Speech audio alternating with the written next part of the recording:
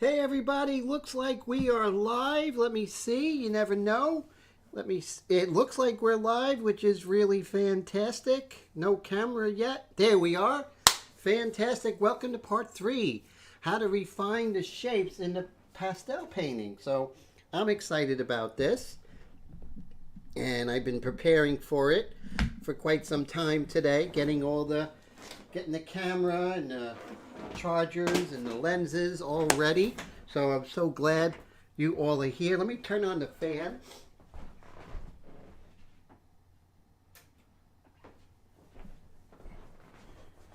It's getting cold out, but it's still hot in here. So let's see who we have today. We have some really great people here already. Mr. Willie, how are you all the way from Massachusetts? What a pleasure. Steve Lang, how are you, mate? All the way from the UK. So thank you for staying up late and hanging out with us today, Steve. I really appreciate that. Mr. John Payne from upstate New York, getting chilly out up there, I hear. Hey, Colette, how are you? All the way from Wisconsin. Always a pleasure. I'm so glad you're here. And let's see, Michael, how you doing? Good to see you. 2 weeks in a row. I'm so glad you're here. Thank you for coming back, my friend. And we have Tone. Tone is from Queens, New York. And so glad you're here. Michael, could you tell me once again you're from? Eventually I'll get it. I'll remember it.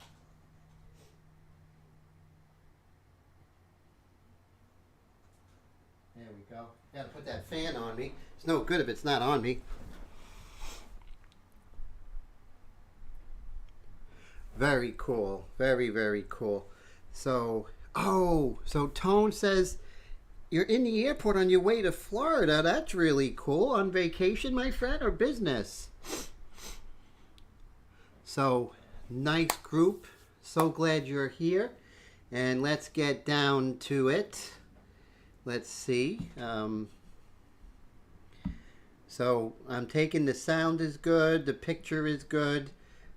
That's amazing. So I'm really happy about that. And let's see here. Go right there. And all right.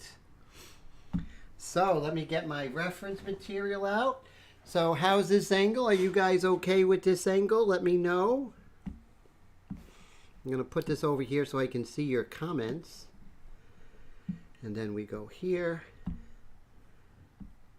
And then right there I can see your comments. I can see the screen. Oh, Maryland. Very cool. Very cool. Near Baltimore, my friend? Ah, thanks, Steve. I appreciate that. Thanks for the heads up. And Tone, you're relocating to Florida. What part of Florida, my friend? That's a really big move. So I wish you well. So I have to pretty much tighten up this. Okay, so where to begin? I did not do anything since last week, so we are going to definitely start working on some of the pink here. A little stronger pink, a little higher saturation right there on her nose. Oh, Glen Burnie. Okay, very cool. Oh, and Tone's going to Jacksonville. Very, very cool. There's a lot of airbrushing business in Jacksonville, I hear, if I'm not mistaken. Is that correct, Tone? Is that one of the reasons why you're going? Because of the business down there? Now, I'm going to be looking for my scissors. There they are. And my glasses, which I will need eventually. And let's put this over here. Okay. So I'm going to take my triangle and I'm just going to cut it so I have a nice point. And then what I'm going to do is I'm going to look for this pinkish hue here. So it's the skin color plus a pink. So I'm looking for something, maybe this pink right here. Let's see what that does. That's a little bit on the blue side, so we're going to look for more of a you know, a true pink, right? So we have to look for a more true pink. That might be this here. So let's take a look. And maybe we're going to add a little bit of red to that. Little bit of red. And let's see what we come up with.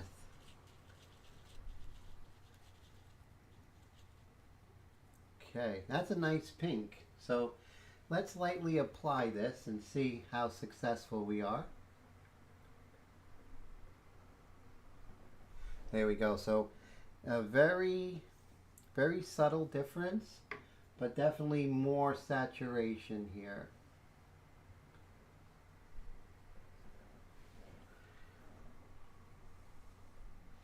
Bring some of this rose color over here.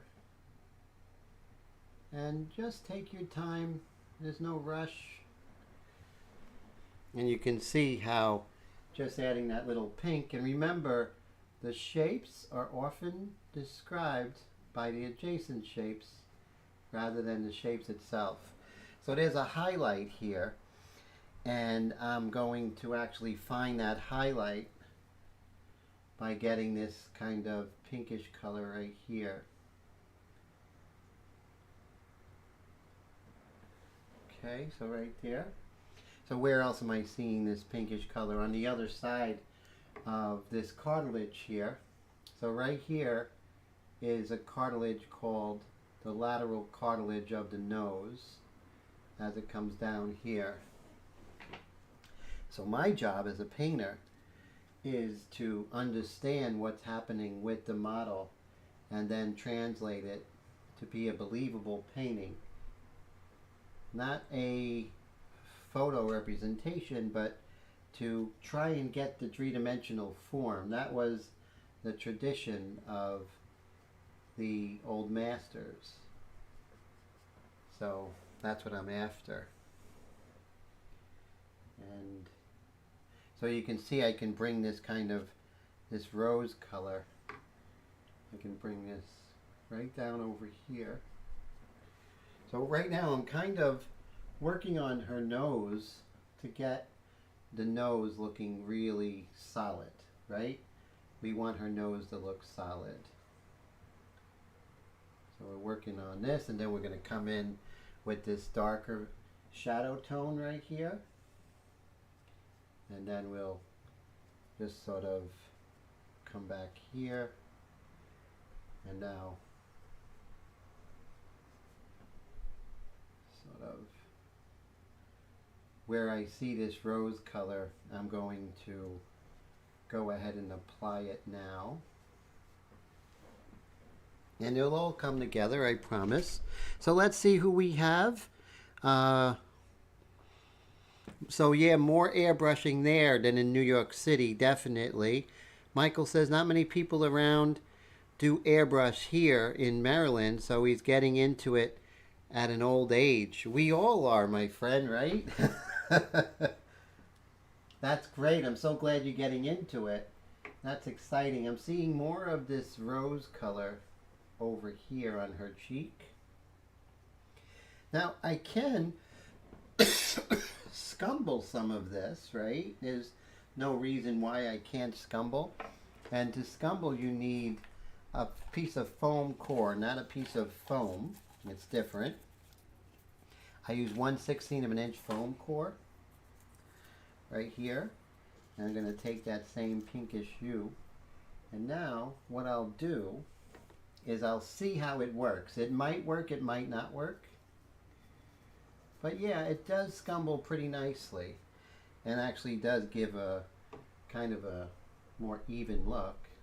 So, because we are early going in the layers, so scumbling is definitely a viable technique here. There we go, really nice.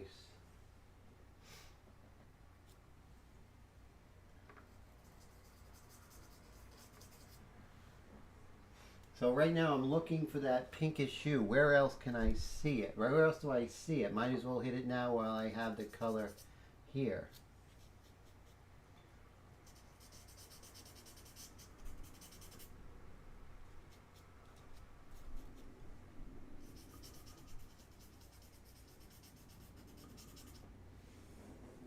Now here I think the foam is a little more in order here.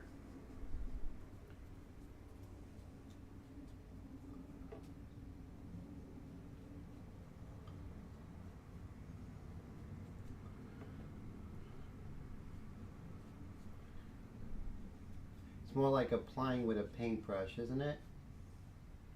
Like a filbert brush and working in oils. So we do have this pinkish hue going on right here, right? But as we move forward into the center, it really kind of just dissipates into this much lighter kind of orangey light, right? So I have my flesh color here. What I want to do is add a little bit of a orangey color, maybe something like this. I know it's very high saturated, but what if we just add a little bit of it and then introduce white a little bit more to raise up that value. And here we go. Let's make it happen and see what happens. We got this. I'm going to keep this triangle aside because that's my pinkish flesh color, and I'm going to come in with, actually, let's use a triangle first and see if that's successful. So I'm going to actually come in and I'm going to mix a little more orange and kind of make that nice and light like I see here. And you see now I'm coming in more bold with a lighter orange color.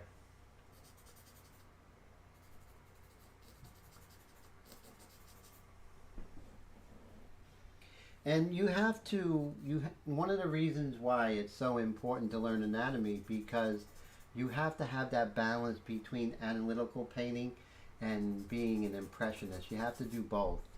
You can't do one without the other. If it's too analytical, it's lifeless. If it's too impressionistic, it's cartoonish. So you kind of have to, you know, pick and choose what you're going to do here, right? And then right here is interesting. This is called the nasal protuberance, and it's a bump right on the skull between the two eye sockets, or orbits they call them. So as you see this coming up here, and this goes into the frontal bone right here, right? So now you see it's not just one value, there's a color shift, and that's important. And so I'm kind of working on the lights, moving around in the light. So where else am I seeing that orangey color that we just touched on? Right down here.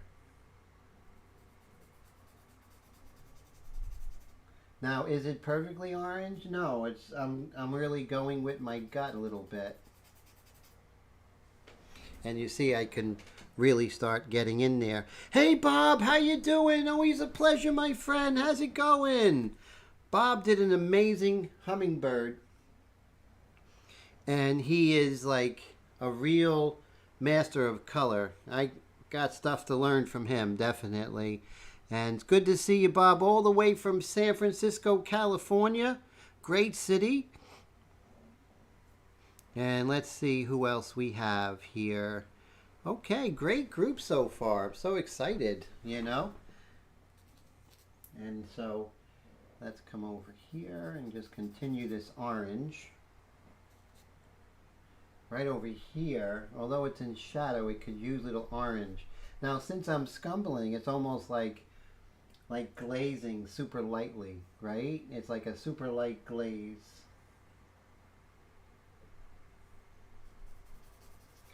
So it goes over these light areas really nicely. As you continue putting these layers in, what happens is that you start creating a surface texture, and I talk about that a lot with my students, and I'm sure they're sick of me hearing me say that, but a surface texture is really, really huge. And I darkened that a little bit, so, but I did darken that with the orange color, so maybe I can just Lighten this up a tad.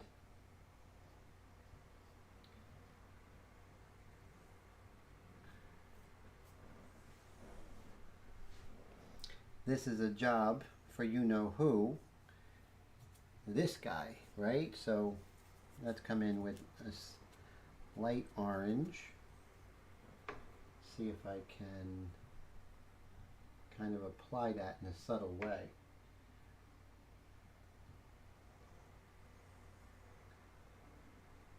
And right here it looks like this is a jowl fat that's causing this over here.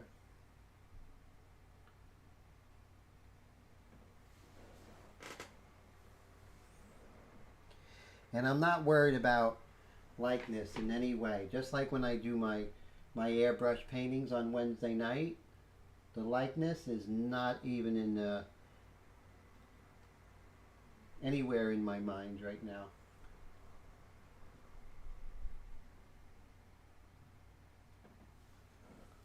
And you see how I'm refining the shapes, which is the title of today's live stream. You know, refining the shapes. And then right in here,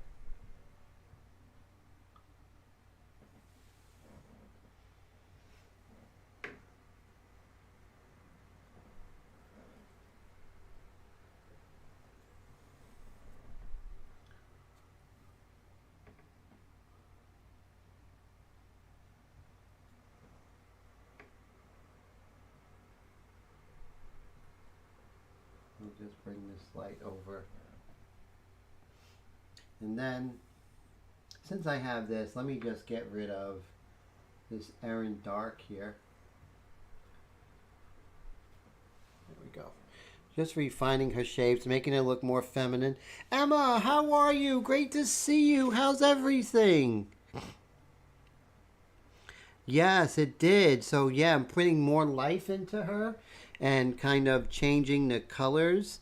And Patty, how's it going? Great to see you. So I'm so glad you're here. So that's great. So, hey, Paul, how's it going? Great to see you, Paul.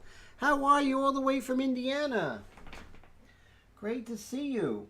So now I want to take some of this dark color that I had and I want to put it right at the shadow plane of her nose, right? So let's make that happen. So see if I still have that triangle from last week here. I think I do. I want to put a little more life into that color. Let's see what this does. Dun dun dun. Is it too dark? We will find out.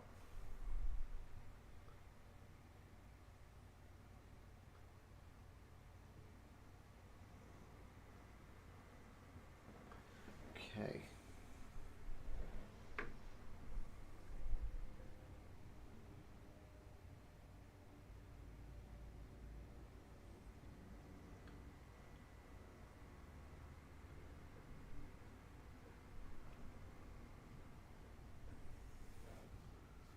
And I'm just going to create a little better this shadow plane right here on the nose. I don't have to get it perfect. We're still in the early stages of this painting. But knowing the anatomy of the nose, that this is the alar cartilage that's causing this kind of crisscross shape at her nose, that really makes a big difference. And my students, we have classes and we talk about the anatomy and, you know, the facial landmarks and everything like that, which are crucial to understand what's happening. Do I extend this out just a little bit more, perhaps? Yeah, I think so. Just a little tiny bit more. And then I'll put some more life into this dark. So now I can come back here and I want to do that orange yellow color that is really prevalent in the shadows here. The cast shadow of the lower eyelid. right here. See that? Just refining these shapes. And then we have a refinement of that shape right on the edge here. It is a transition tone. And it's much lighter than that. So I'm going to get a fresh triangle. No cutting corners. If you use your art supplies, you just need to go out and buy some more, and that's not too bad. Alright, let's see how this goes.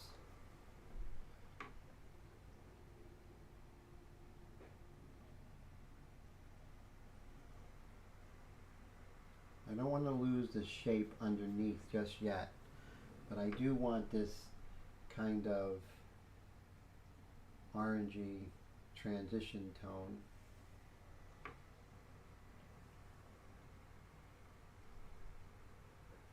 Maybe I can take my scissors and maybe make a sharp point, right? That helps.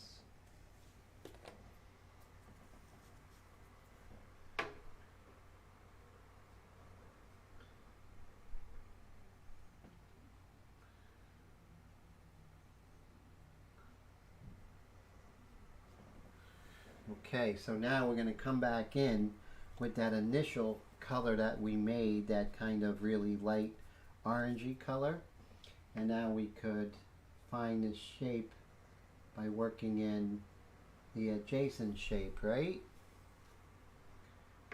And you see how I have this going up, but the alar cartilage goes pretty much like at a 45-degree angle.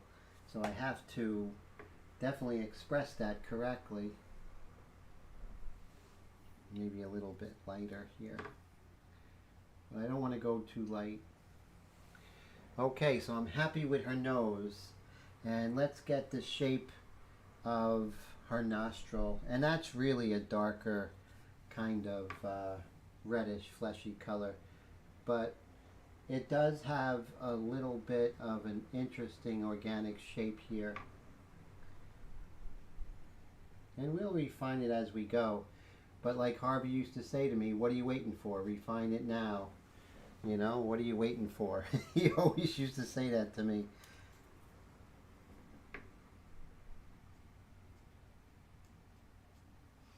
There we go. So now you see that shape's looking much better. I have a lot more to do, but Rome wasn't built in a day. I can get pigeonholed and just stop going and start, you know, staying in this shape, and that's just not good. But let me go ahead and refine this here. And I might want to go and shape it. And there's a lot of other things I can do. You can come in with a pastel pencil and really get in there if you're so inclined.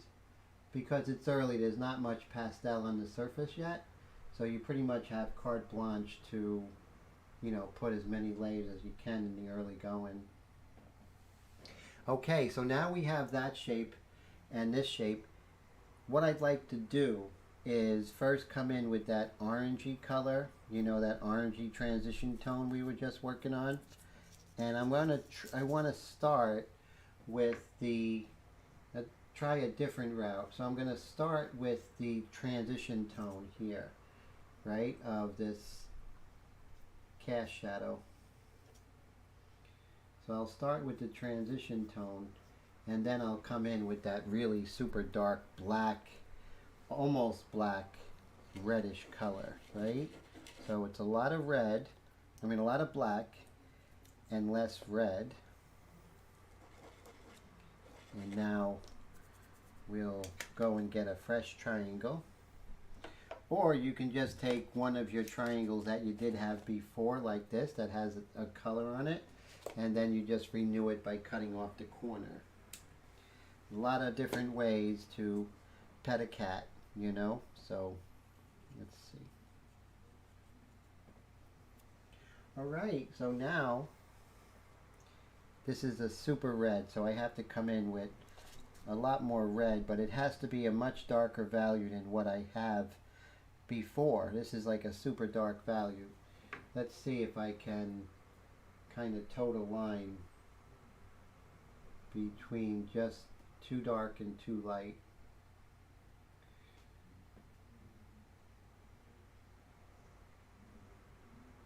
If anyone has questions, I'll be right with you. I'm just super concentrating on this this area here.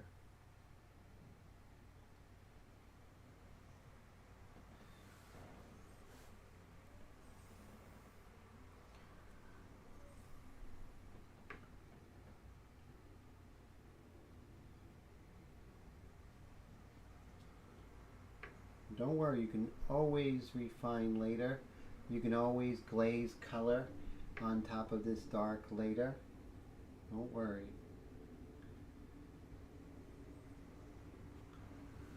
And then we can come back with this color here, kind of refine this. And then now what you can do is you can take like a rich red or something like that, and then you could kind of glaze over this. And sometimes you can actually take a piece of that red color, like so, and then we can just sort of glaze this over. Kind of put life into that black, right? Put some life into it, just like so, and maybe a little tiny bit of red, right? You know, go right in and just put some life into that. Very good. So much happier with that than the beginning of the night. And then I want to come back here, going to look for that triangle that had the real rich black.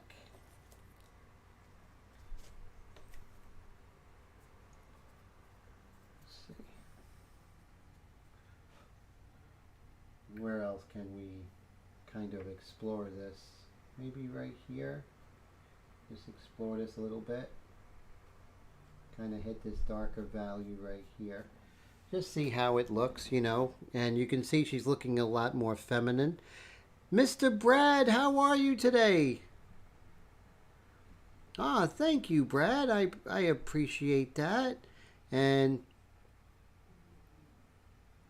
so that is neat. And so we have Brad in the house. Emma says, in this image drawn with some kind of computer graphics program, or is it hand drawn? It is hand drawn. But a lot of the techniques are kind of, you know, left for the classes, so I don't go too far into it. But yeah, Emma, there are some secrets, but I am drawing it by hand. So the initial drawing is by hand. There is technology involved, but I won't go too far into it.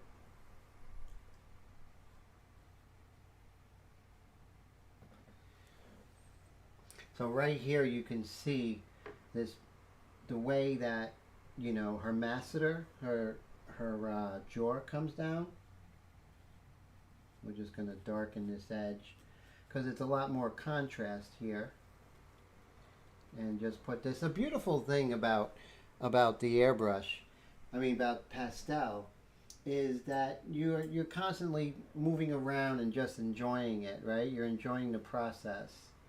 And nothing is too precious, right? You can always come back and fix it. You could try a color. If it doesn't work, then you just go over it with a lighter color. So you see, that might have been too black. I can just glaze over this with an iron oxide color. See that? And then, but still, in the process, I'm making her more feminine as she is, right? And that is absolutely crucial.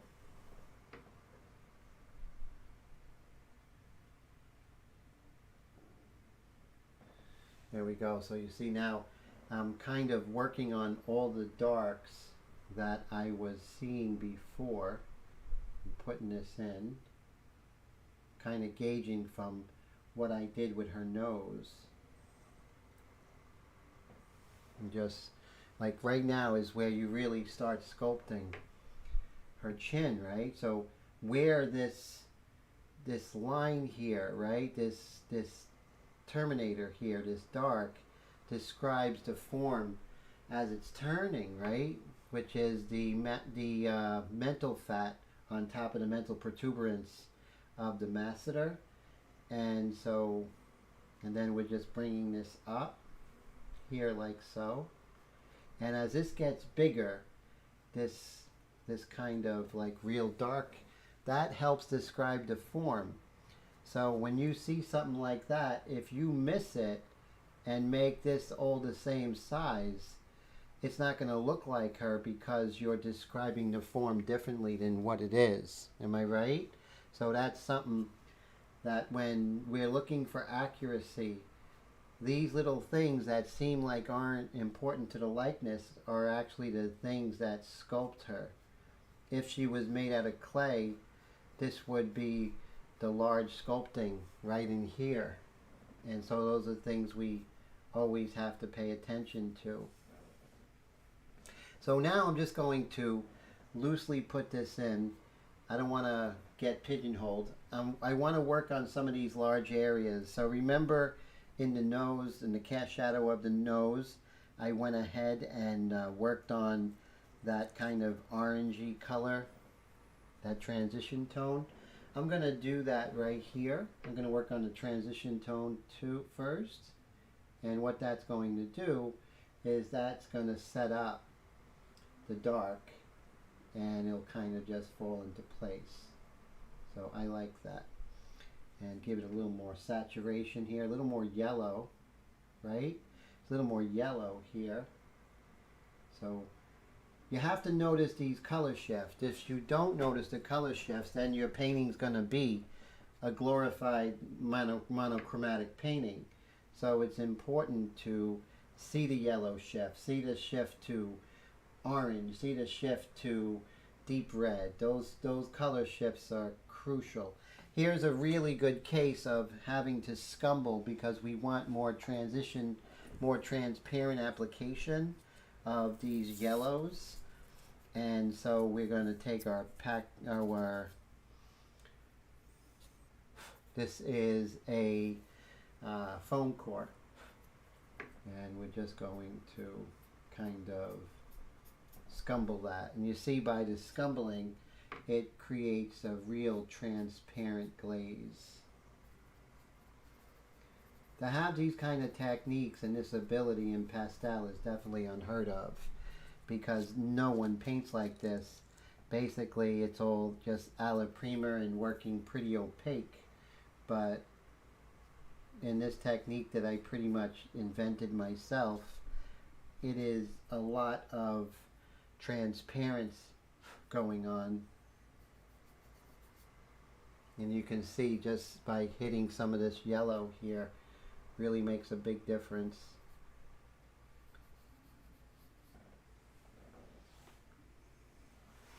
Hey Nameless, how you doing? Great to see you. And Emma has the drawing was transferred onto the board by hand. That's true. Nameless subscribers say, what's going on with this contest? Yes, we'll talk about that a little bit later, but I'll definitely talk about it at the end. Definitely. So we may extend it a little bit so everyone has enough chance to finish the painting. So we are doing an airbrush contest, which is really exciting. So I'm going to come in with this deep kind of Naples yellow here. And let's see if I can glaze some of this where I do see some of that yellow.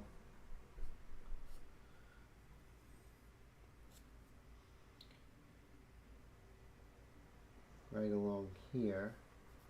And we got a lot of layers to go, everybody. So just know that we're just, looking at the impressions and then going from there. And you kind of have to just, look and see if it's there, right? So we were setting up this, but while we're here, I see a very yellow shift down here. So I'm going to kind of attack this yellow shift right now. So important. There's a definite yellow shift over here.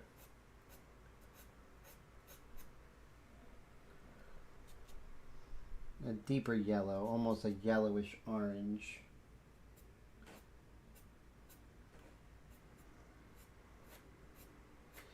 And I'm not really looking to get the shapes perfect at this spot, you know.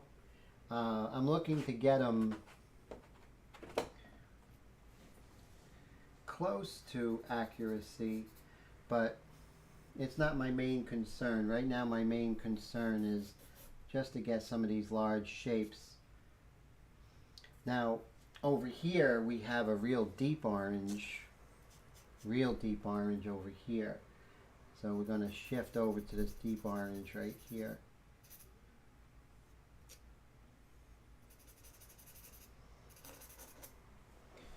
There we go. So where else do we see that deep orange we're playing with right now? So I would say right here, right on this end, we're seeing a deep orange. And you know, it's like, you know, you just stick with the program. You don't know where it's going. You're just sticking with the program.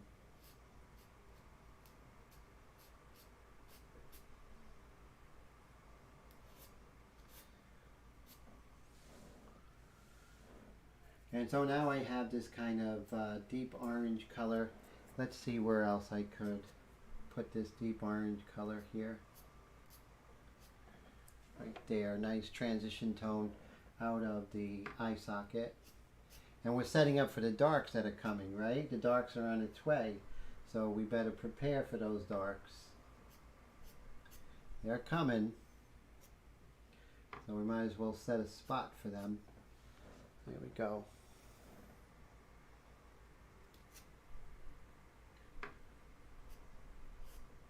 Beautiful. I'm still using the, notice I'm still using the foam core because it's early going. The surface is not saturated yet with pastel, so I could be a little more free with using stuff like this. So right here is a temporal ridge. So we have to make sure, even as a super soft edge, I just want to establish that temporal ridge here. That comes up here and then shoots over down here. This is a strong anatomical form in the skull, and this represents a huge drop off of the bone. So the bone comes out here, and then there's almost like a hollowness right over here, and that's important. And that's the temporal bone right there. Okay, so right here we kind of set this up, and let's go ahead and kind of sketch in a little bit of that dark that's going on there. And I also can use this, right? So see how this is a really big one? I can take this and kind of cut it in half. So now I have the one that I've been using, and now I can take this one and use it as the darker value. I just want to get into the hollowness of the temporal bone right here. So this is hollow. Think of, and this is the ridge, and it sort of comes down here. And that's why you're seeing this shadow. It's not an accident. It's not an individual. This is a universal anatomical landmark. So, you know, I can even go deeper. So why not? Don't be tentative.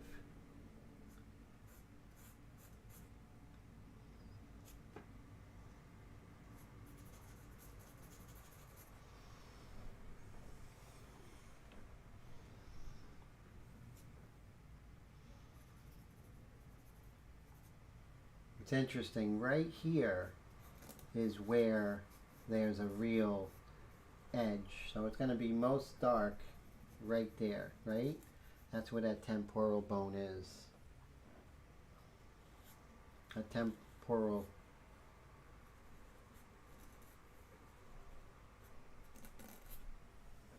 Okay.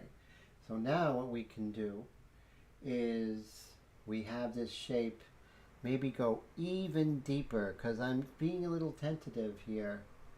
A little deeper right here. Just kind of work that out just a little bit. You can always calm it down, but I really want you to feel that what's happening there. And then we have a transition tone, so I definitely want to make sure that I hit that transition tone, which is right over here. Because even though it's a hard edge here, it is a kind of a transition a little bit. You don't want it to be too harsh, especially when portraits of a woman. See how we soften this up here. There's a triangular shape right here.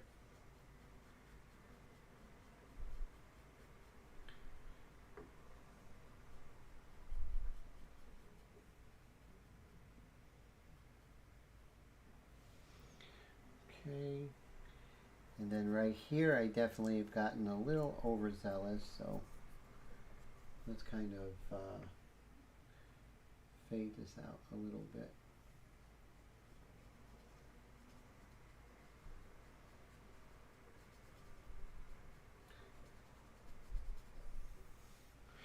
There we go.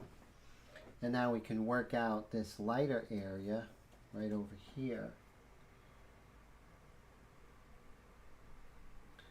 None of this is accidental. It's very predictable.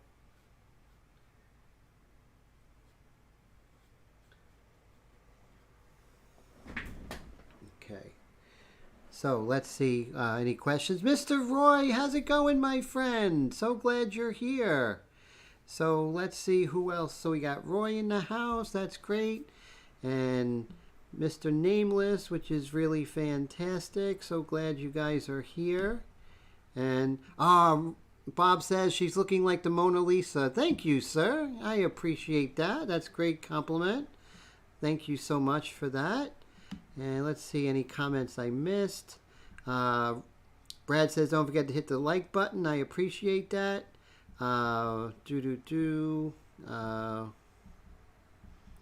Okay, great comments going on there, which is great. And Willie, how are you feeling, sir? How's everything going over there? Always thinking, about, you feeling better. I hope you are. And let's go back to that pink that we started with. Remember the pink in the beginning? Let's put a little more rose. I want to really accentuate this pink here. And as you can do that, you kind of can create some really nice organic edge work between everything. Okay. And then right here, we're going to take that really nice rose flesh color. And right here, another anatomical form coming right down here.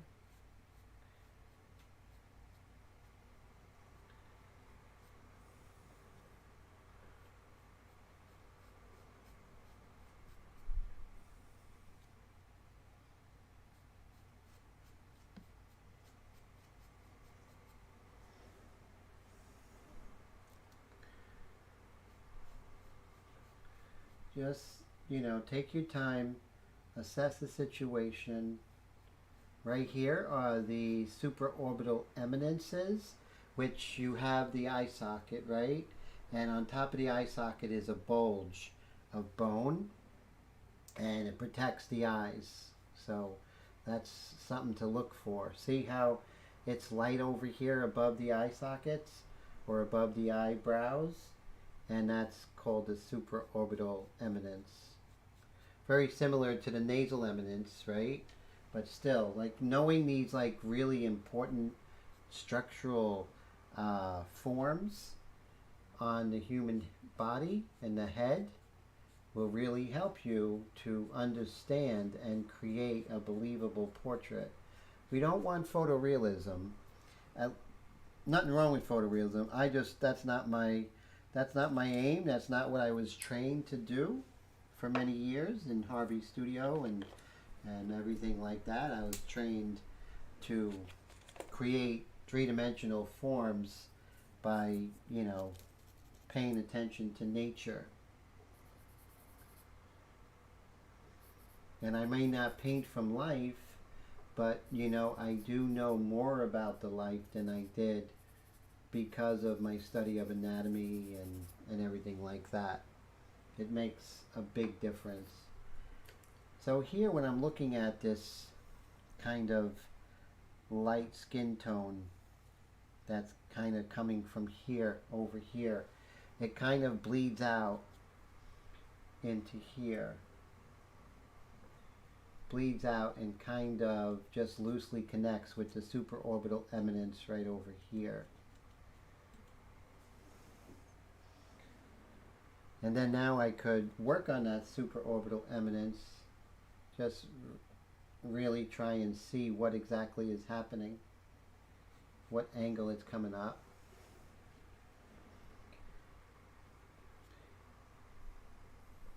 And right here.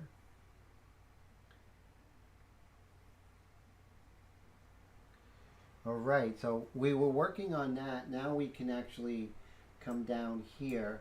And remember we set up for the dark, which was underneath the platform of the lips there. It's like a platform.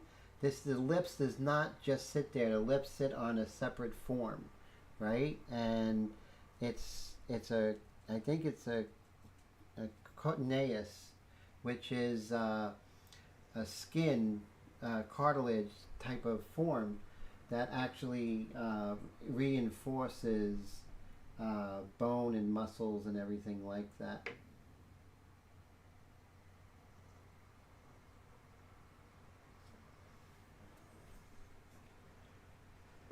Let's make this bigger. And I'm going to make this more transparent later, so that's good. And right on the bottom here, which is so interesting, that we have this kind of rosy orangey color. And what's interesting is that the kind of fleshy part actually has some red here, like kind of a rose color there. Very fascinating.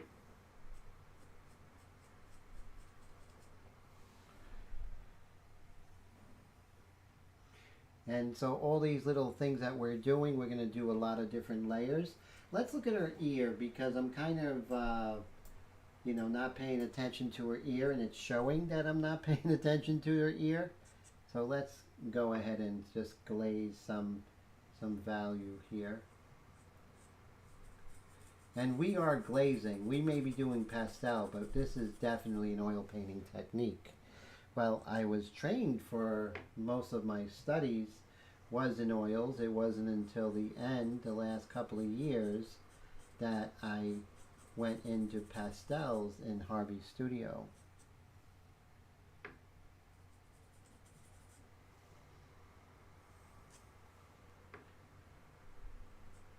And like always, I'm not looking for getting the color perfect. That's not our goal now. We're going to arrive at that color, and I'm content with arriving at that color later. But right now I want to make sure that it's not standing out too much and showing off my other values, right?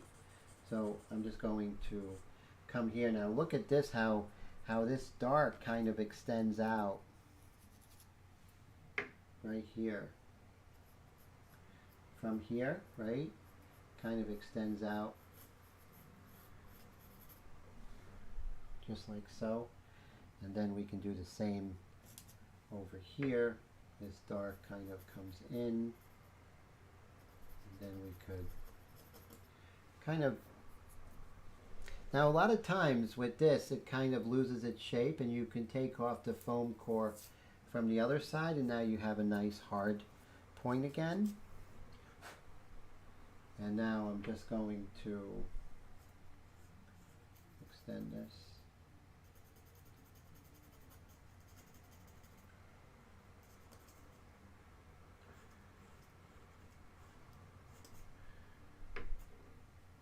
Let's extend this dark right here.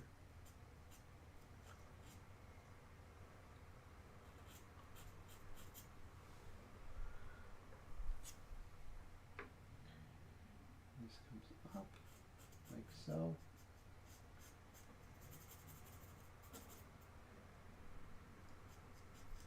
And this right here is a triangular fossa between the helix and the anti-helix of the ear. And you know, we have a lot to do. We're going to get much darker. But before we do, maybe we can go ahead and define the hair a little bit. Remember, the shape is often described more by the adjacent shape than the shape itself. And I think the hair is really is showing off the shape of that ear, which is really good. The hair, that is.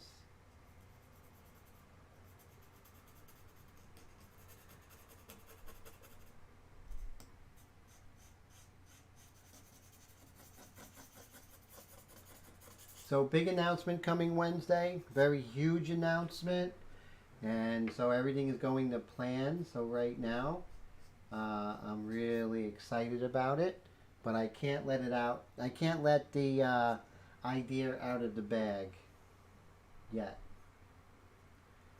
but it's something years in the making.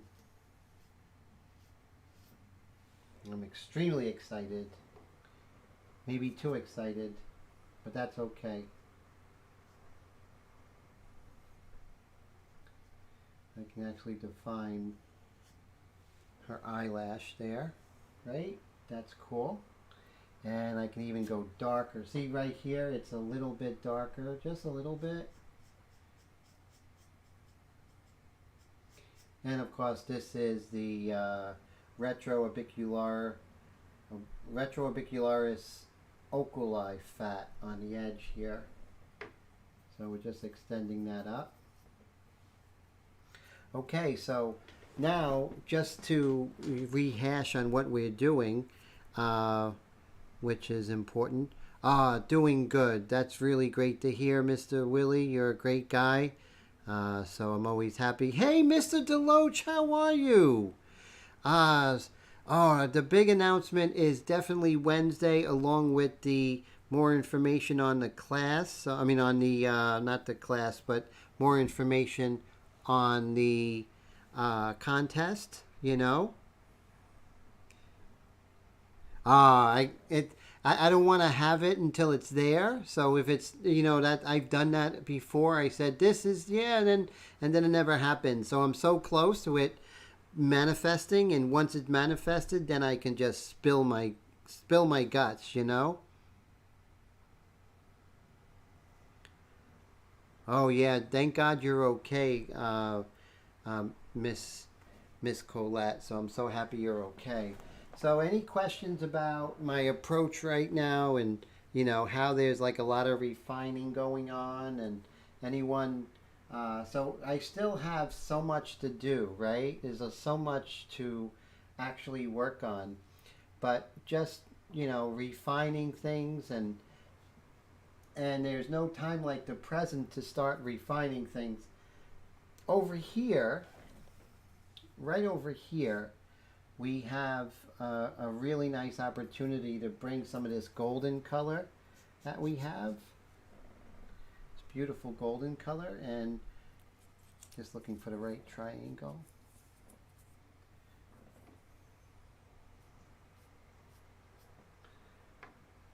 See right here we have this golden color coming right there, and then more of this golden color right there, and I'm using the foam core right now. Beautiful transition, which I promised was going to set up to a nice dark, right? And now here comes the dark over here. It's a little more red than what we were doing in the nostril, right? Maybe a little more over here. So let's go ahead and see if we can establish that dark right next to that transition tone.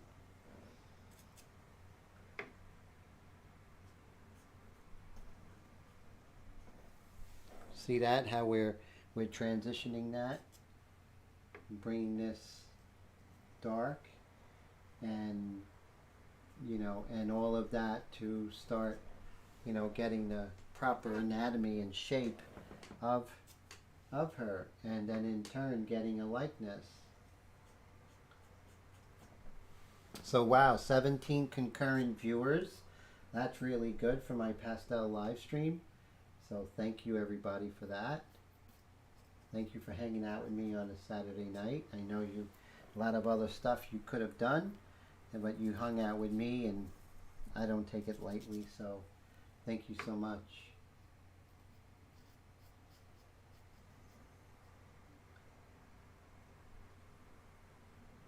Okay, so we have a light here. Maybe this could be a time for some pastel pencil work, right? Because we can be a little more exact. You know, so the first thing I need to do is locate my pastel pencils, right? That's always important. And because I have some really nice eyelid action here. So let's see, I have several colored pencils. Pastel pencils. I'm looking for my lightest flesh tone. I think it's going to be this one, which is your friend and mine, 132. And if you don't have a mall stick, I recommend you get one. Very important. So I'm going to extend this and kind of get the shape of her beautiful eyelid as it comes down here.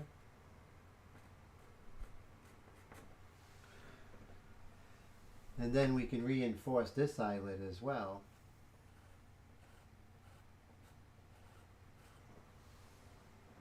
And did I get overzealous? I don't think so. Maybe just a little bit, but we'll adjust. We'll adjust. I didn't put my T on yet. I have to do that. When you're here, you could use this, kind of scumble and kind of have a good time. It's a little bit more massive up top here. A little bit more massive there. So, and what that tells me is as this is coming up, it doesn't go down quick enough, right? So I have to do a little adjustment here. And that adjustment is definitely a job for the kneaded eraser. And we just have to find it. Okay, so you see how it continues out, but it doesn't. So rather than have me blend that in, which would work, but it would start muddying up the colors, and you don't have too many opportunities to maintain good color if you are just, you know, blending that in. So you want to kind of get rid of that before you blend it in. Same thing here. This flesh tone here, we're seeing more of the iris than we were before. So two things we can do. First thing, let's get a pastel pencil and get like a light brown or a brownish color, right? And we'll come over here and let's see if we can shape these eyebrows a little bit better, maybe a little bit more massive than what I have. And so where do they end, right? So if I look and kind of see where they end, this comes all the way out and kind of comes out this way. There we go. We can always get more refined later, but what's really key is to get this shape correct, right? That's crucial.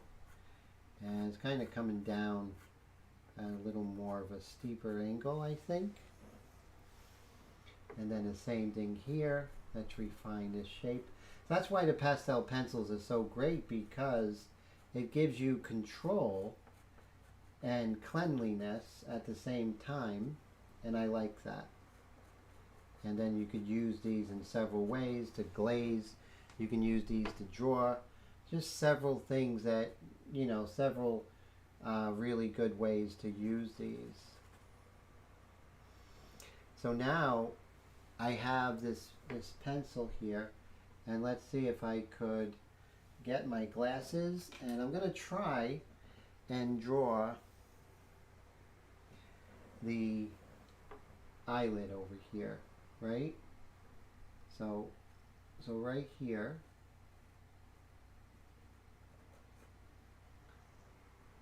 because if I went in with a black charcoal pencil, it would just be too strong.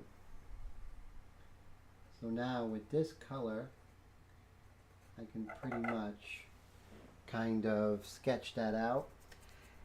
Come back in here.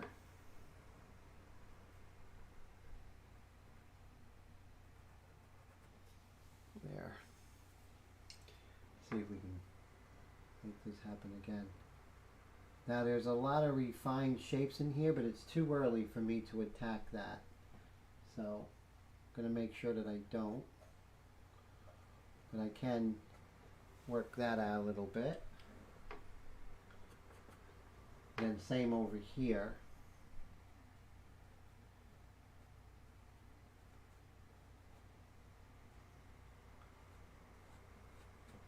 One second rule is always in effect.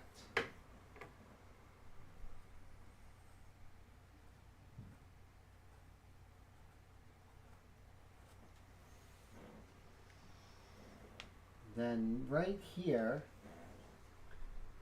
I'm seeing a lot of dark gray, not black, but dark gray, right? So do I do it with a pastel pencil? Maybe not. Maybe it's best to do it with a triangle and hit that dark gray. So this way I could even add a little bit of the flesh tone to that. Let's see.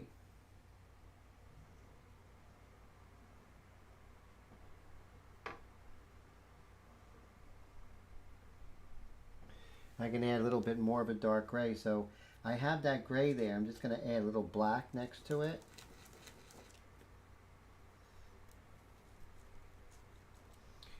What I want to do is kind of simulate the dark of her eyelashes down into the dark gray of her eye.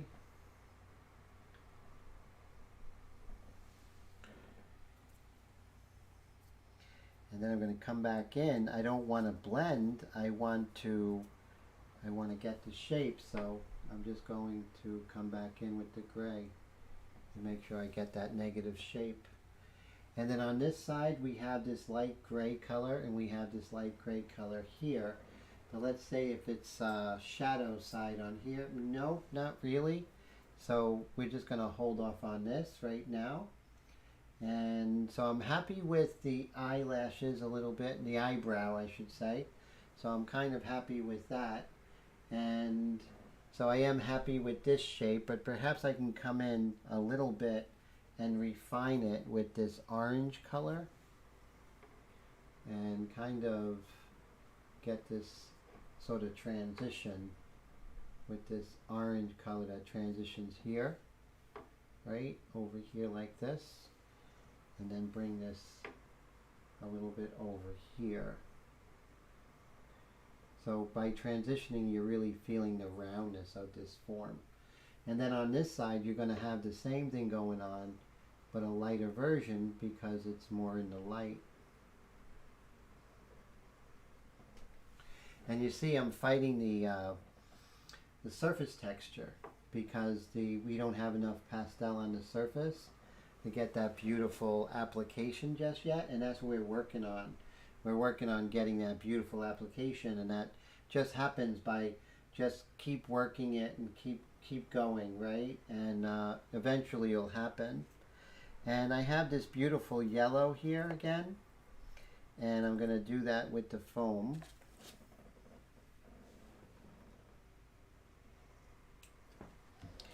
And so we have, I love this beautiful yellow color.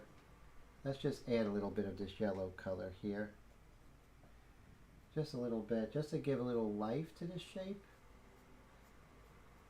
And let the eye blend, you know? You're not just, you know, you're not blending. You're going to let the eye, the viewer's eye, kind of take over a little bit. Just like so. A little bit of yellow here, and the nasal protuberance, the nasal eminence, forgive me. There we go.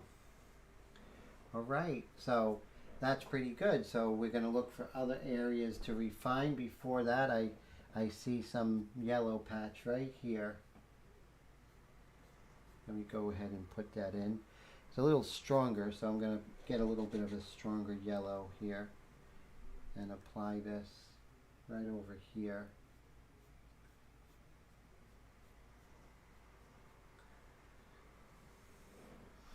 So let's take a look, you know, maybe zoom in so you can take a look at what's happening here. Hey, Mr. Leahy, how you doing today? Great to see you, sir.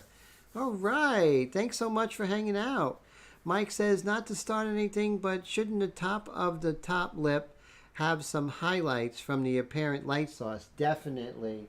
Very good. So, but that's something that comes later, right? So right now we're working out the roundness, and then just like when we do, Mike, great question, when we do the airbrush, right, we're staying with that detail mixture for a long time, and with that detail mixture we're just working out a lot of the textures and then kind of slowly modeling the form, but not until we really get in there and start getting a nice surface texture do I feel it's safe to actually start hitting those lights. But very good point though, so I appreciate that.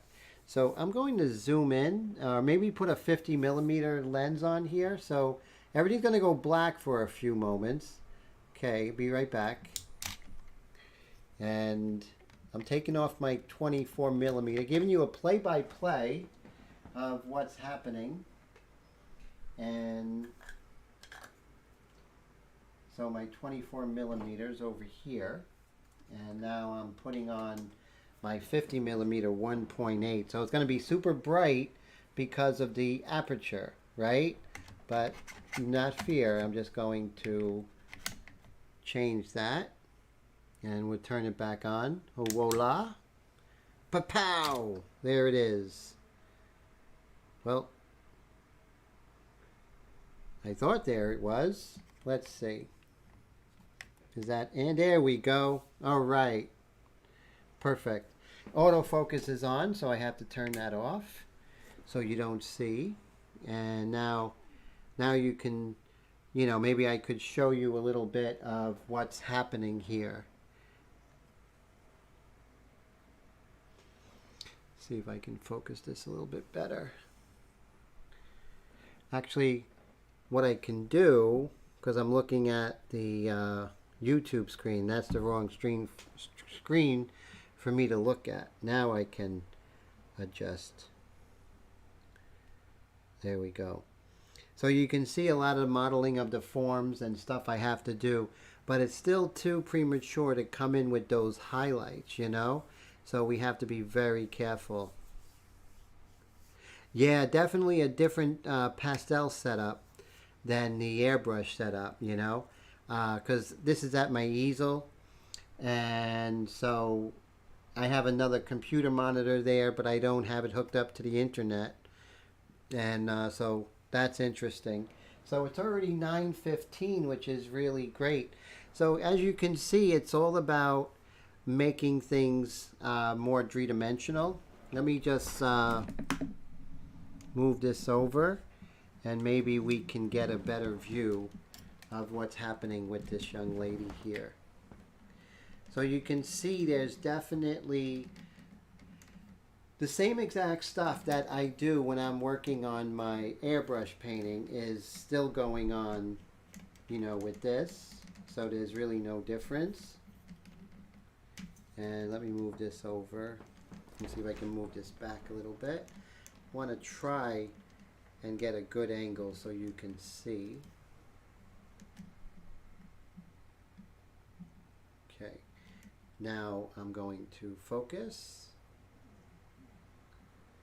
Okay, so you definitely can see there's you know, a lot to do. I have to make sure that I need to darken this edge here, and I need to so now you see I established a lot of these darks.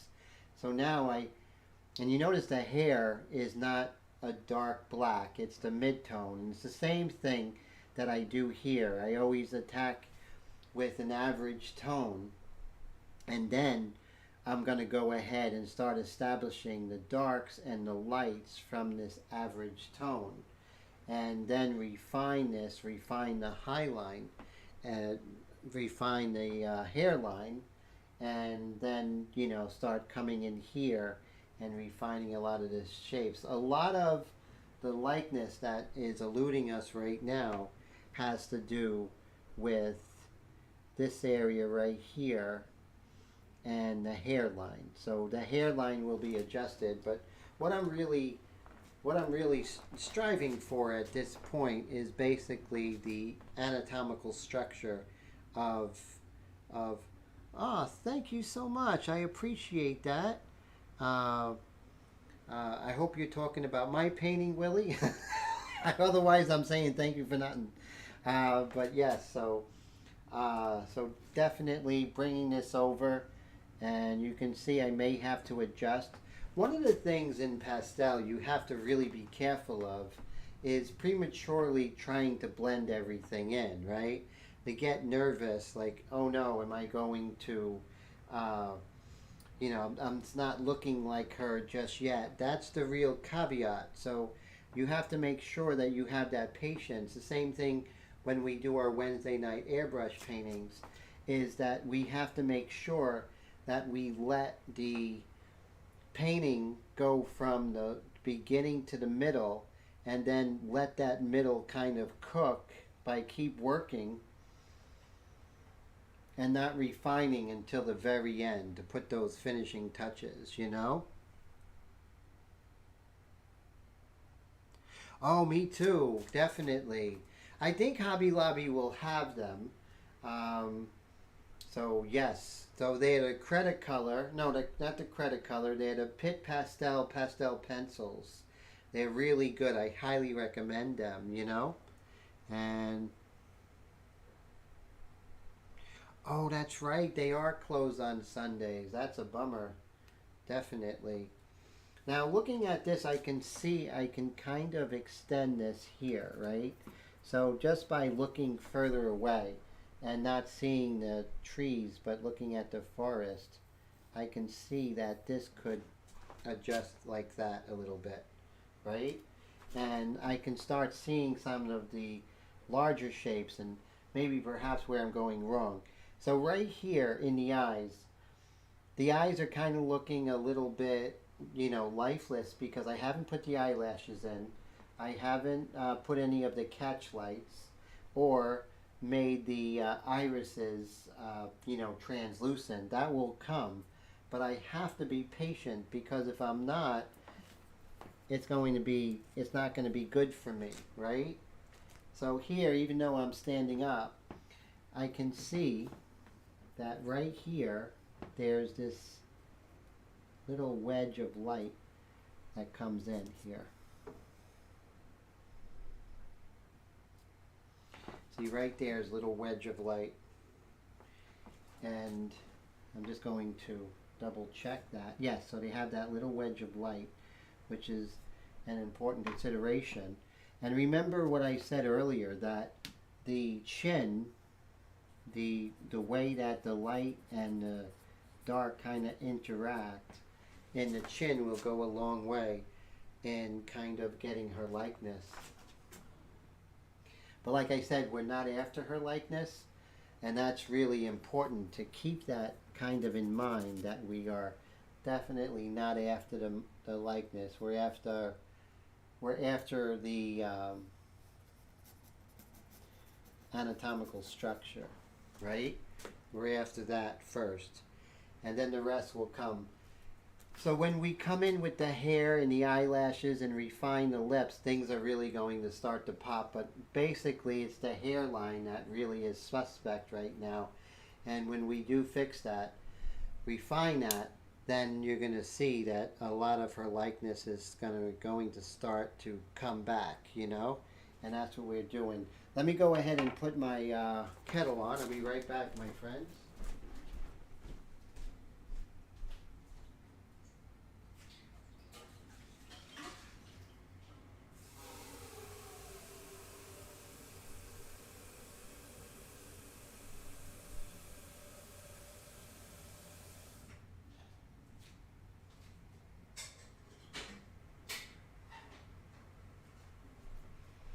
And what's really funny, if you look at the grand scheme of art, right?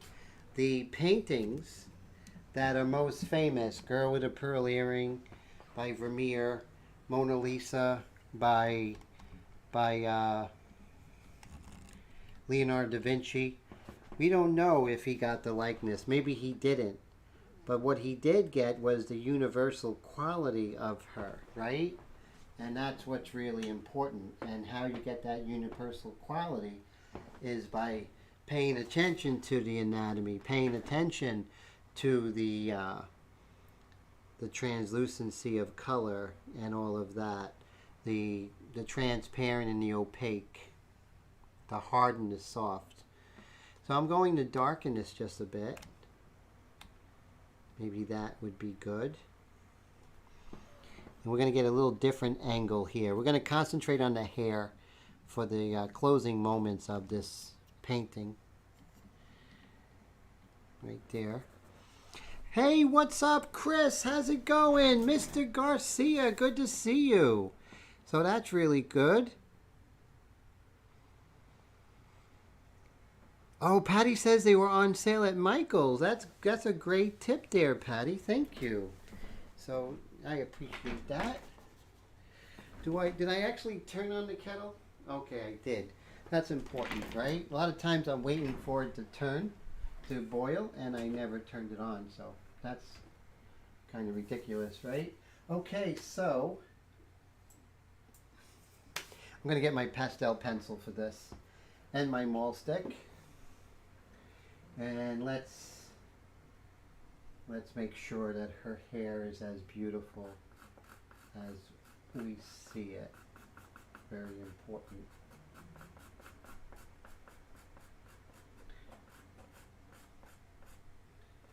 We'll just extend some of this over here. A lot of this is some negative space coming in.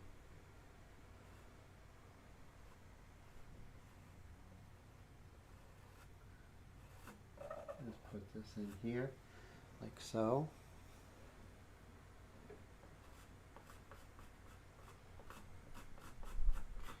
And we just want to get the overall feeling of what's happening here. So there's a lot of negative space, a lot of negative, you know, her skull and her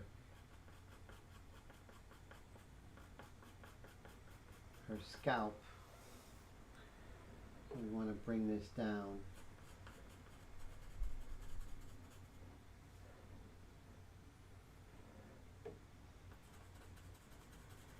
And again, you know, we're working on the larger forms, right? So I'm not getting, you know, hung up on any like little hairs, except for this group of hair comes here, because it's really important for the overall feeling of this portrait.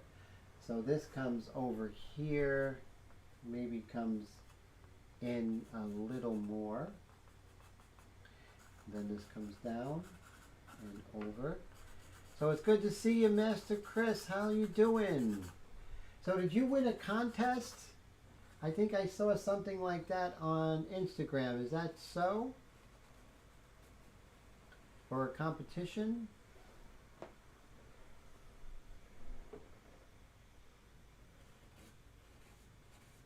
I'm sculpting, right? That's what we're doing right now. We're sculpting. So I'm kind of working on her hairline right now. And that's going to be, you know, we're going to get into that. But let's start working on some of those really dark blacks here. Those are pretty much some of the darkest colors next to the nostril, right? So I'm going to get this is a job not for the foam, but not for the foam core, but for this here. And let's really look how, see that black as we put it in. Right here.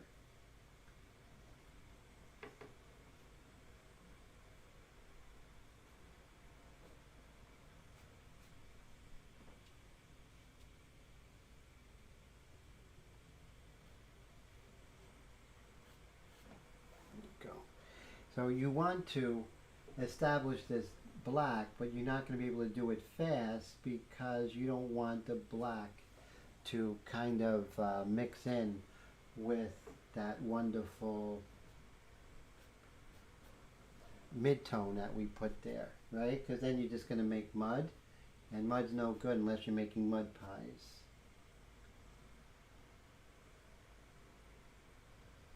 So this comes here. Okay, so right here, we can bring this dark down.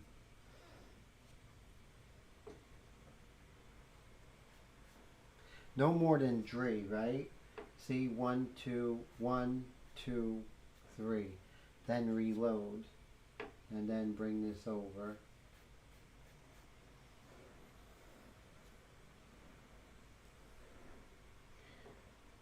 Move around, right? Don't stay in one spot. Just, you know, paint the whole ensemble as if it was done in one breath. John Augusta Dominic Angra.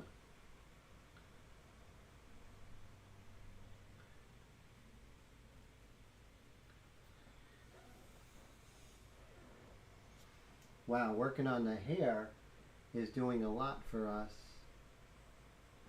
Kind of shaping this here.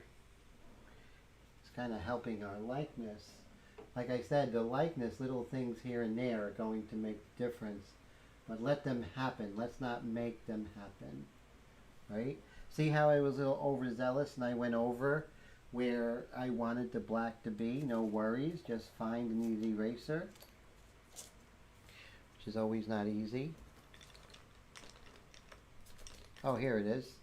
Okay, so you see how I kind of went over a little bit? So we're going to tap it.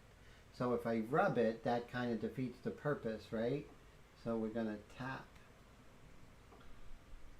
Tap. Kind of lift that up. So here's another thing. So, you know, with that triangle, although it's a lot better than any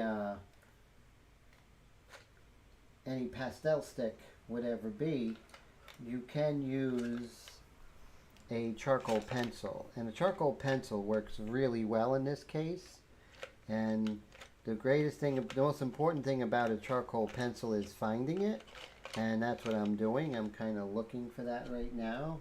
It's orange on the outside and black on the inside. Let's see. There. Nope, that it? No. You know what happens? It's in this like little cup, and as it like kind of sharpens, it kind of falls lower in here.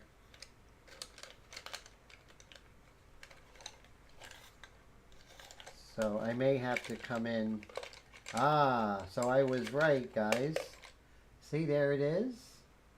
But what happened is it's small, so it goes all the way down. So it's not my fault. Not this time. Okay, so let's come over here.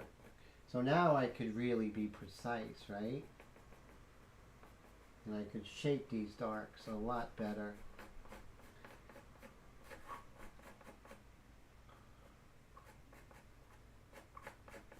And then I can come in with the black.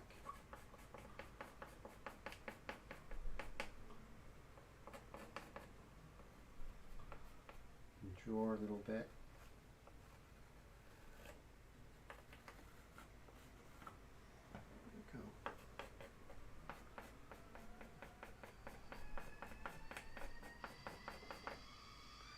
Now we have the knead eraser, and what I'm going to do is I'm just going to kind of use a knead eraser to kind of sculpt the hair a little bit.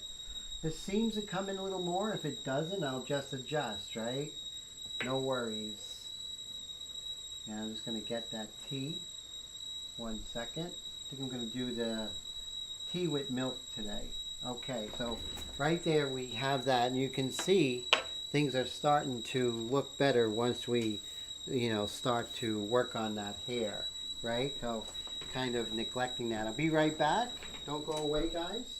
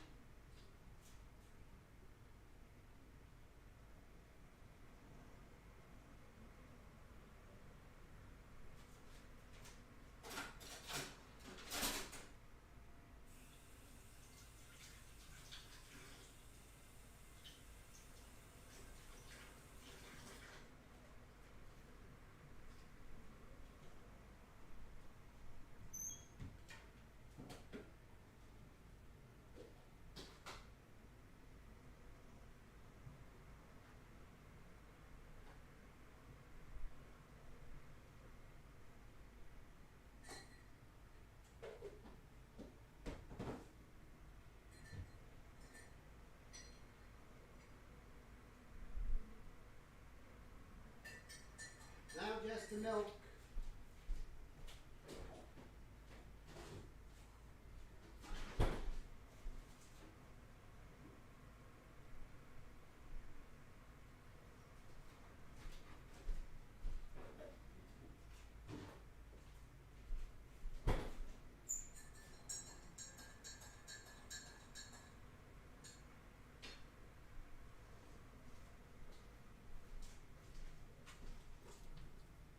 Okay, I'm back. Thank you so much. Let me see. Did everybody leave me? Let's see here. I'm just going to put my tea right here on my computer. That's safe, right? So, let's see here. Just going to see what comments I'm missing. And, night, Patty. Have a great night. That is great. It is tea time, my friend. And don't work too hard, Patty. And always a pleasure to hang out with you. So I appreciate that.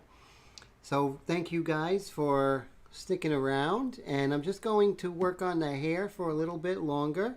And we have really a great turnout. So the Pastel live streams are starting to rival the Airbrush live streams. And that's exciting. So I'm very happy for that. Okay, so now what we have to do is we have to work on this kind of transition tone that's coming down here. And so that's that same orangey color that we've been using from the beginning of the night. This kind of orangey color here. And that comes in right over here. And again, you know, there are times when you just go overboard and you're like, okay, calm down, Tim. And you just gotta, you know, get rid of that. You don't want to be blending that in, right? So we can take this kind of light orange and don't neglect the mall stick. It's really important to give you that leverage. Otherwise, you're really contorting yourself. So what this is doing, this is going to actually set up the lighter scalp color. And see if we can just kind of get rid of that black a little bit and now come in with this lighter color right here.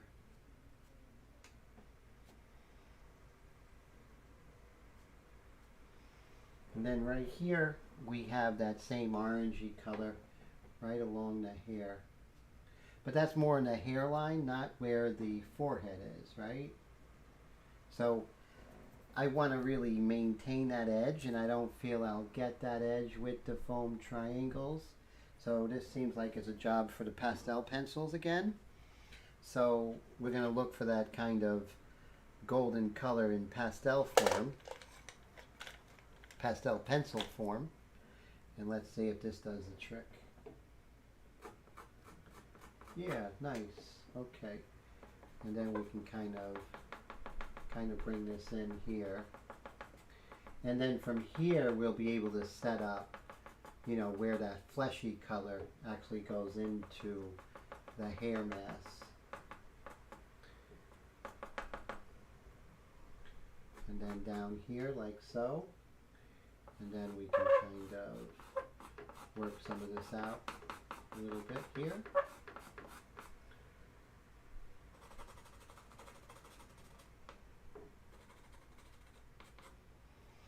Okay, so now maybe we can get this really nice light flesh pastel, which is 112-132.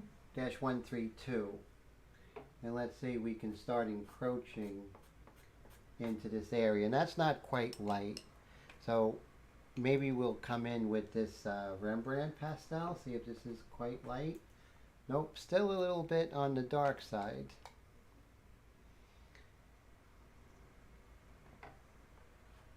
Yeah, there we go. So what I want to do is just kind of establish where the light of her hair and the scalp kind of meet.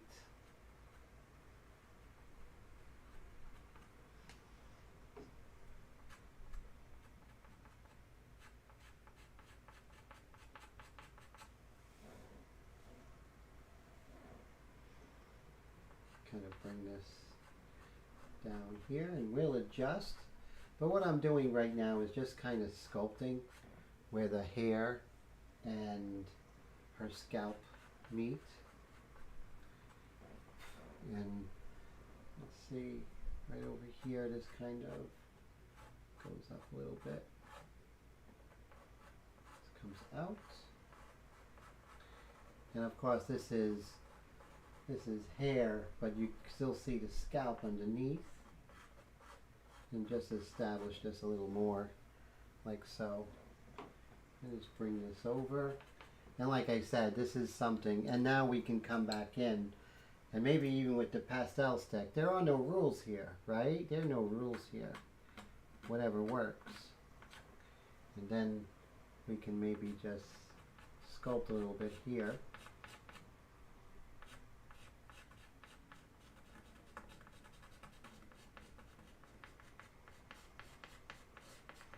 And then what we'll do is we'll establish some of the dark hair right over here. And then what we'll do is we'll come back in with the triangle.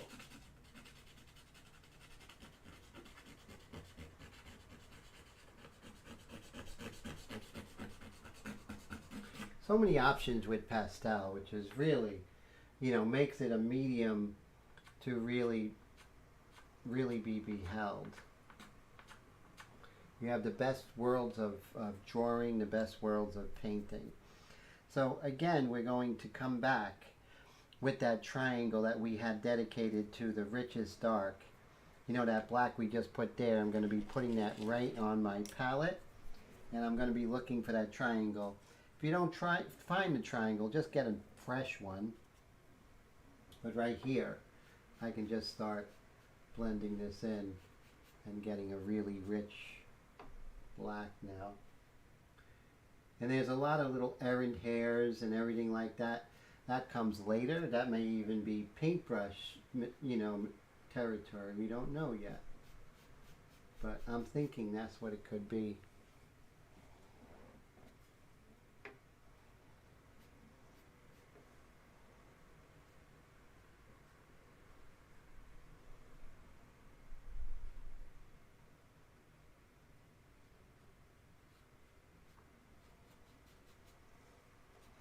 Even though I do have a lot of black established, I don't want to, you know, create mud. So I'm going to put black onto my triangle before I start blending.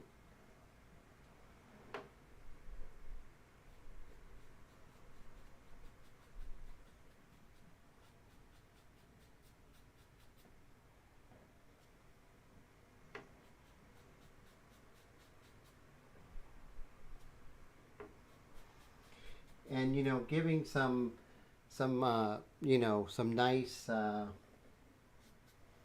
volume to her hair and start refining that is a lot of the life that I feel, you know, is eluding up to this point, but that's because we don't want it too soon.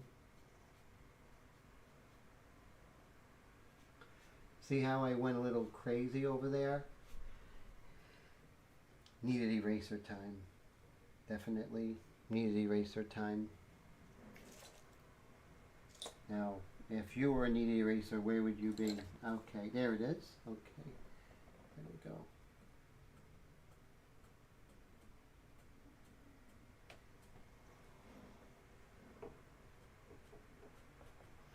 Okay, so now you can see we have, you know, some nice things happening.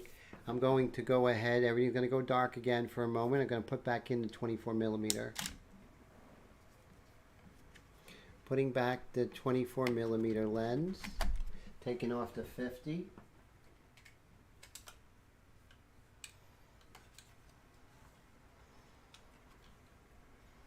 Okay. And let me take off the bottom here.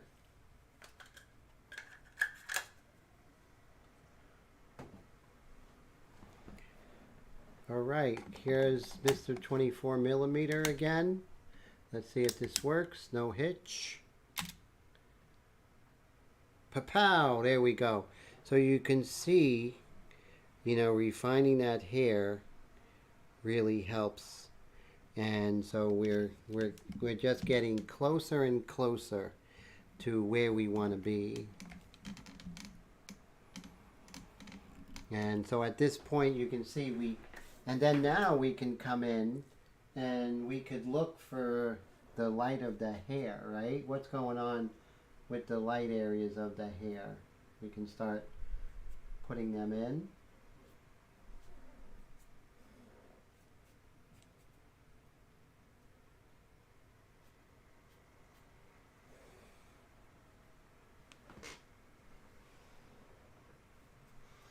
So, it's a lot of refining to do, but just don't get nervous if it's not looking exactly the way you want it, okay? Because it's a process.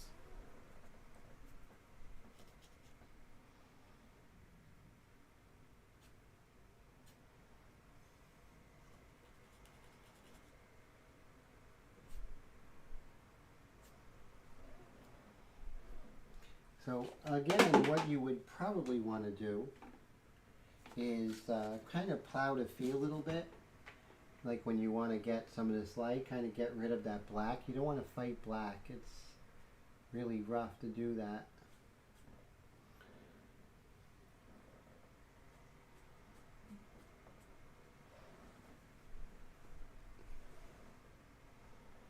And the same thing over here.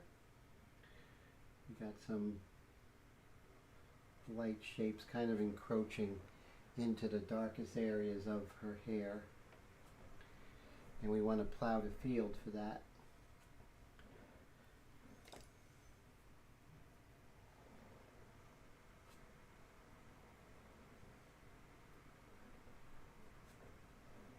Okay, so now let's get a fresh triangle and see if we could start putting in some of this favorite orange color. Seems to be the theme of the day, huh?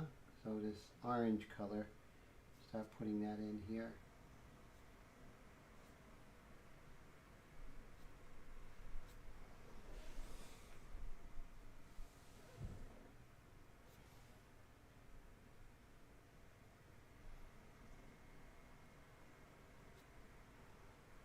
And then we're going to refine that, of course, as we go. Now, what's going to happen is we're going to actually bring down some of this orange transition tone down and see if that, having our hairline a little bit further down actually helps the situation. I'm just going to check it out.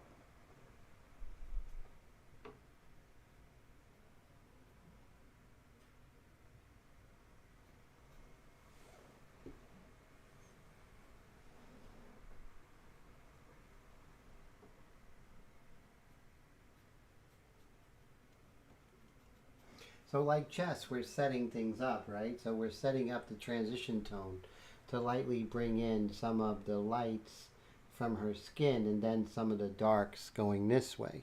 But we have to be patient and let it cook, right? We can't be premature, so we have to make sure that we let it happen.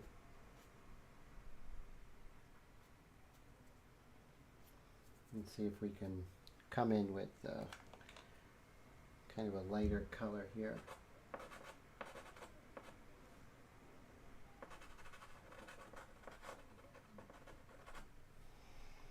Right over here.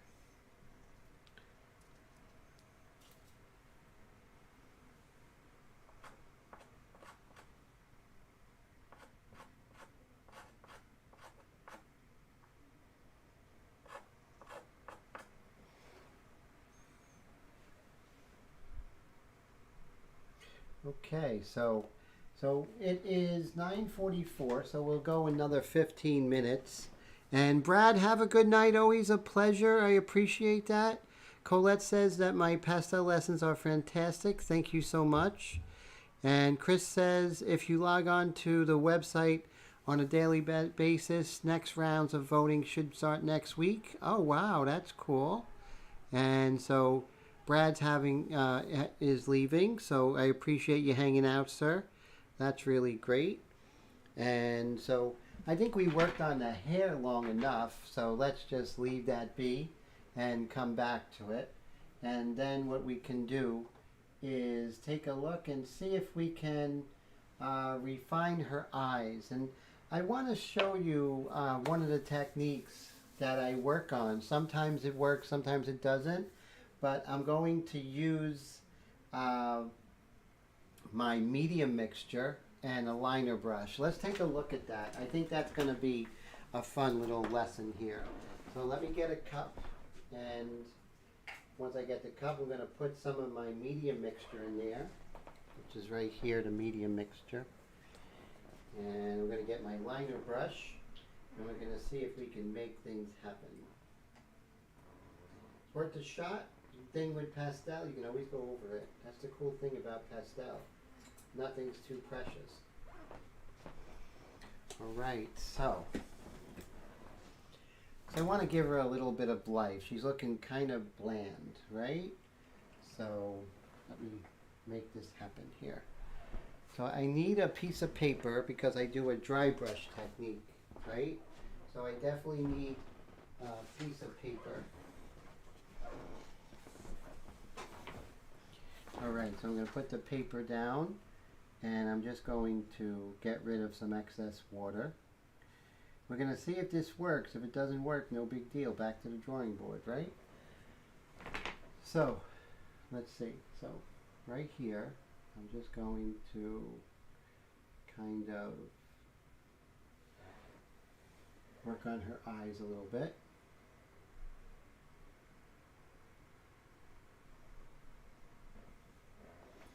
Let's zoom this in so we really can see. Okay.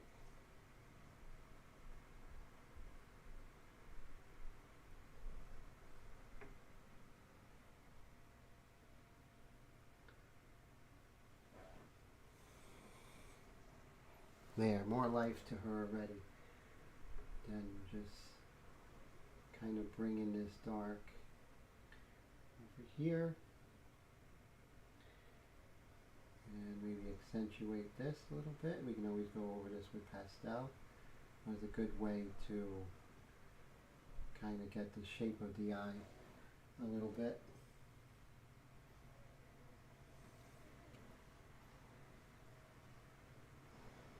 Okay, and let's go ahead and do the other eye. And this way, we're going to use a different brush to actually attempt to get the eyelashes. And we may lose those eyelashes and bring them back. It's just right now I'm feeling the need to put them in. Ignore the catch light and all the highlights. They come later. But you just want to, you know, work on texture and the large shapes at this point.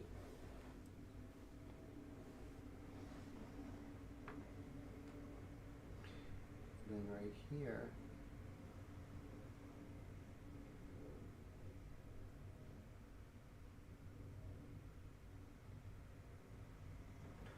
Have that shape right there. Now I'm not really digging this brush, so I'm just going to wipe it off and then get another brush. This brush is kind of crappy. And let's see if we have something where I really can get in there with tight detail, like ridiculous amount. And so let's see if I have something that foots the bill.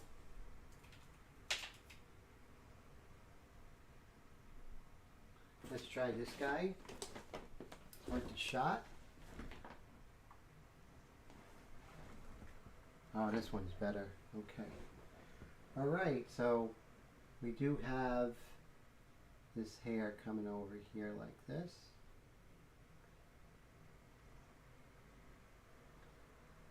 And then we have this kind of coming down like so.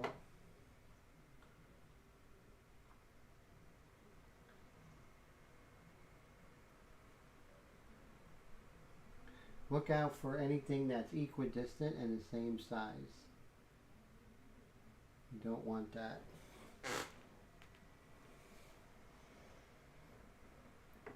And over here, perhaps there's one coming up here. Like I said, you may lose it and come back to it because I may lighten and darken these shapes.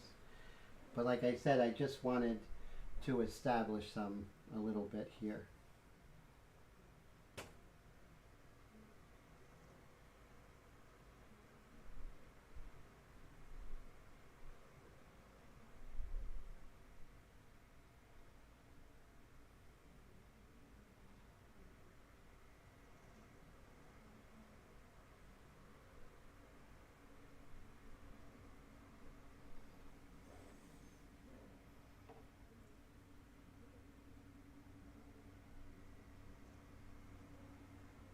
Get some hair texture here and there. While I'm here and I have this, you're going to see I'm going to use it, right, to the best of my ability. I'm going to exploit it and do the best I can now that I have this.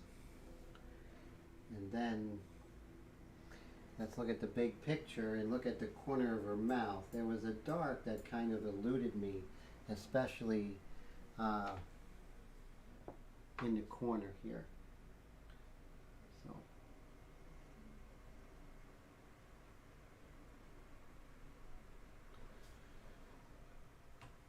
right here it comes up a little bit dark. I'm going to add some color to it, but right now I want to get that shape. That's important to me.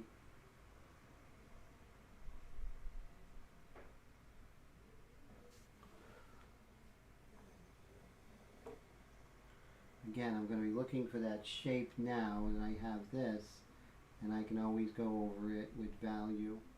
But I want this shape, you know, I want the form, right? That's so important to me, to get this angle and to have a little more oomph when it comes to her likeness here. And not her likeness, but, you know, to get the characteristics of the forms.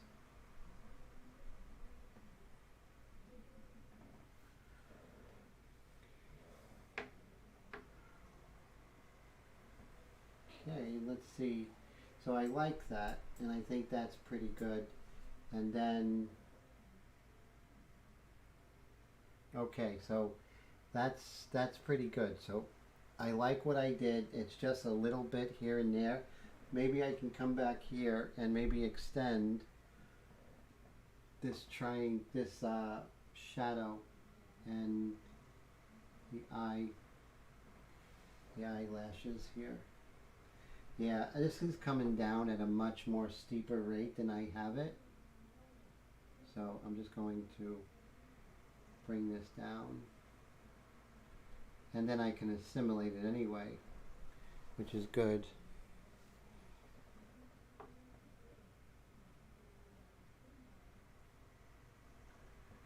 And then right here I'm seeing too much light. That'll be the last thing I do tonight, so I'll just put this brush aside. So I'm seeing too much light with the rim of the lower eyelid. So I'm just going to really send this down.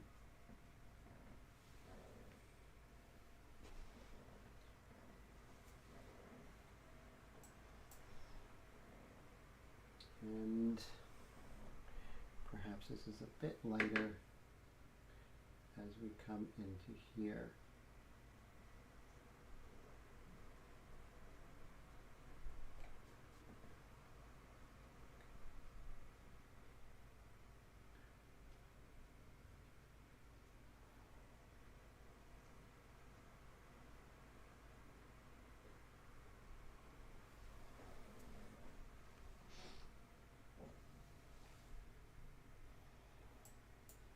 Okay, so that's pretty much where we're going to stop. So I really appreciate everybody. Anyone have any questions about tonight's live stream?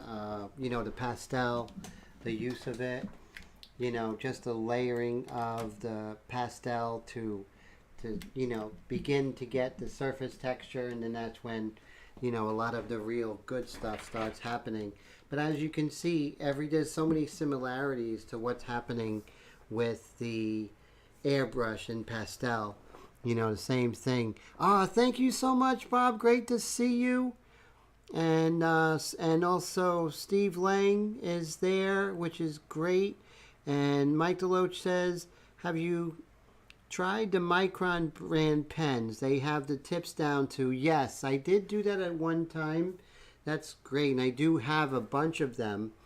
But I did find that the hard edges were a little bit out of character, so I definitely stopped using them. But in a pinch, they are really good, especially that little bit of like orange in the eyes at the very end. I do use them, so that's a great idea, definitely.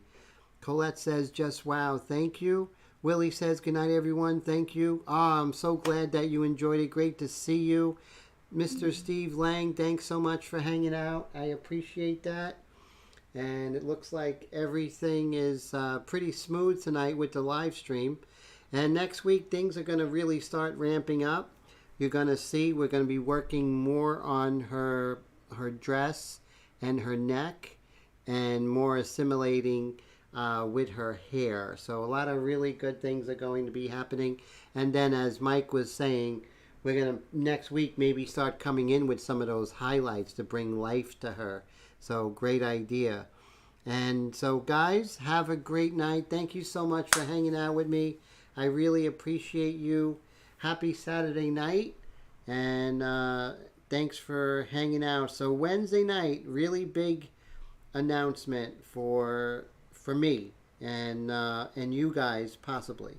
So we'll look for that. And so it has to do with the airbrush. So guys, have a great night. Take care. Mike McClung, always a pleasure. Great to see you. Thank you for hanging out with me tonight. Maryland, so I do remember you now. So bye guys, and I hope to